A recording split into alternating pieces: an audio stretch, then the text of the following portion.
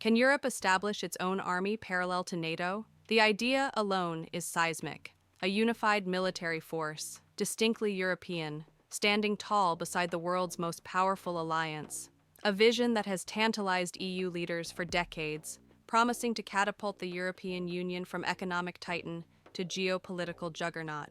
But let's cut to the chase. It's not happening. Not even close. For a European army to rise, the EU would need to reinvent itself entirely. Picture this: a federal state where Brussels holds the reins on foreign policy and armed forces.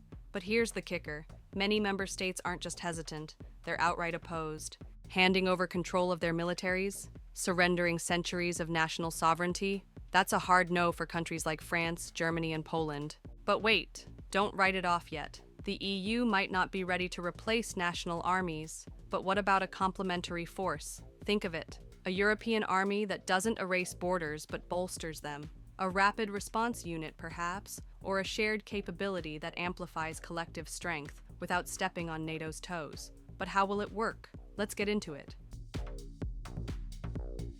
At its core, this proposed European army is a hybrid force, designed not to supplant national militaries, but to enhance them. It would operate seamlessly alongside existing national armies, offering a unified European response to crises, while preserving each nation's ability to maintain its own defense capabilities. This balanced approach ensures the European Union can act decisively when required, without compromising the sovereignty of its member states.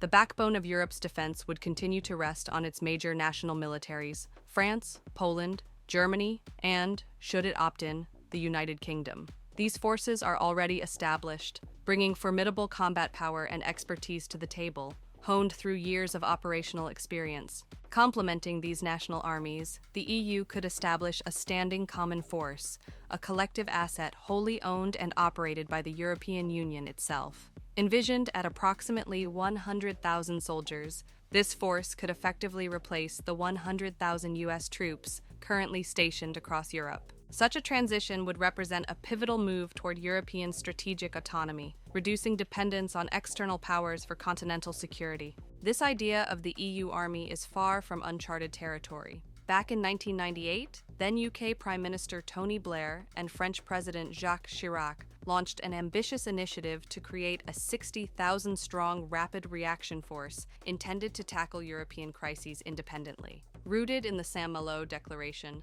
the plan sought to bolster Europe's self-reliance in defense matters. Yet, it ultimately faltered. Why? A lack of political will plagued the effort, as many EU nations hesitated to allocate the necessary resources. Uncertainty about its compatibility with NATO sparked concerns, particularly in Eastern Europe, where fears of duplicating efforts or weakening the alliance ran deep. Most significantly, the US opposition proved a formidable barrier. Yet, the geopolitical tides have shifted dramatically. The United States is increasingly preoccupied with the Indo-Pacific, where China looms as its primary strategic rival. As a US official recently declared, stark strategic realities prevent the United States from being primarily focused on the security of Europe. This reorientation forces European leaders to confront a new reality. They must bear a more significant share of the defense burden. But what will be the structure of the EU army? Officers could be drawn directly from existing European militaries, leveraging their experience and leadership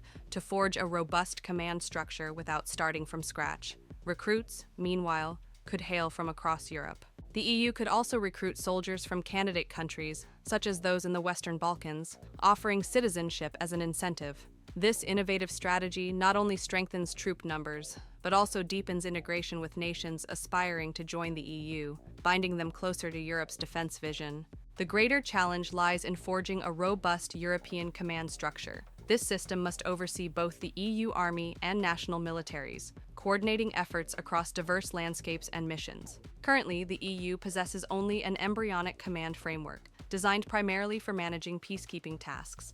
Expanding this into a sophisticated network capable of leading a full-scale army requires bold innovation. Efforts to advance this system have faced resistance, mainly from US concerns about weakening NATO's dominance. This hesitation is understandable, given that NATO's supreme commander in Europe has always been an American officer. Yet, envision this: an EU command seamlessly integrated into NATO, forming a mighty European pillar within the alliance. The Deputy NATO Supreme Commander could double as the top EU commander, ensuring alignment between EU and NATO objectives. With the command structure established, a pivotal question emerges. Who decides when and where this force deploys? This issue stands as the most formidable barrier to a unified European defense. National approaches differ sharply. In France, the president holds sole authority over troop deployments, while in Germany, Parliament must vote in favor. These contrasts highlight the difficulty of crafting a cohesive EU model. At the EU level, no equivalent authority exists.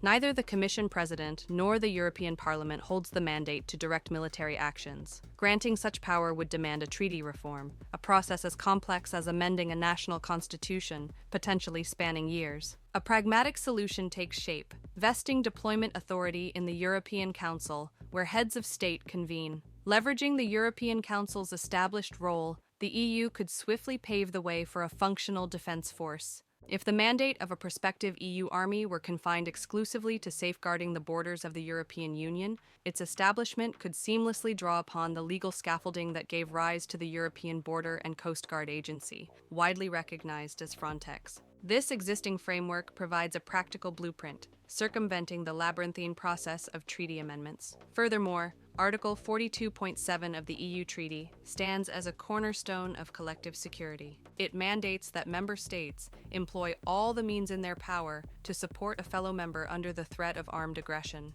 Deploying an EU army would not merely comply with this provision, it would breathe life into its very essence, offering a robust instrument for unified defense. But can an EU army truly come to fruition? The answer rests on a reservoir of political resolve that must be nothing short of monumental. Achieving consensus among all 27 EU member states to forge a unified military force? That's a fantasy unlikely to materialize. Nations such as Hungary and Slovakia, with their distinct national priorities, would almost certainly exercise their veto power, stalling momentum. The most feasible path forward lies in a coalition of the willing, a select group of nations bold enough to advance without requiring universal approval. This approach is not without precedent. Reflect on the EU's own tapestry. Not every member participates in the Schengen area or adopts the euro, and remarkably, 4 non-EU countries are woven into the Schengen fabric. A similar model could underpin the EU army. Countries eager to commit could opt, while others stand aside. Picture this. 23 EU states might rally to the cause, and perhaps even the United Kingdom, no longer an EU member, could join as the 24th.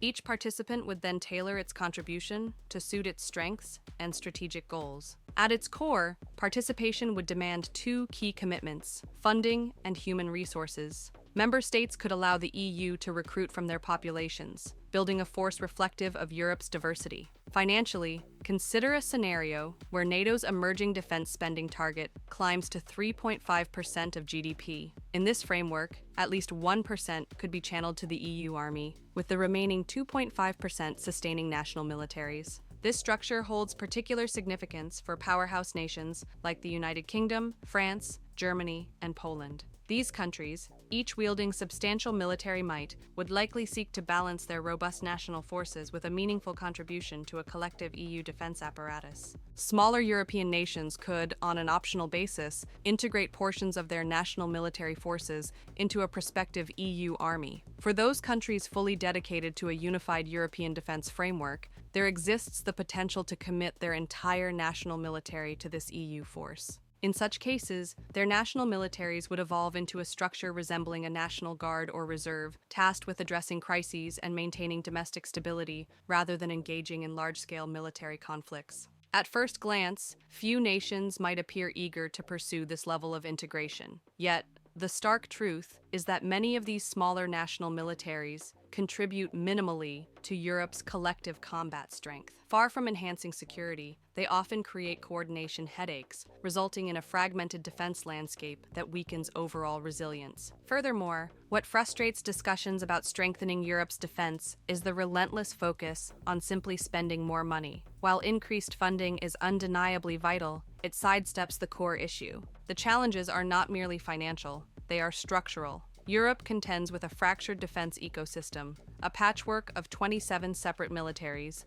none designed for seamless collaboration, collective defense, or the protection of critical frontiers like the Ukrainian border. This disarray hampers the ability to respond effectively to emerging threats. Polish Prime Minister Donald Tusk captured this urgency perfectly this weekend, stating, 500 million Europeans are asking 300 million Americans to protect them from 140 million Russians. If we need to count on anyone, it should be ourselves, because Europe is a global power. His words resonate deeply, and I couldn't agree more. What do you think? Let me know in the comments. And don't forget to check out our video on Greenland. Thank you.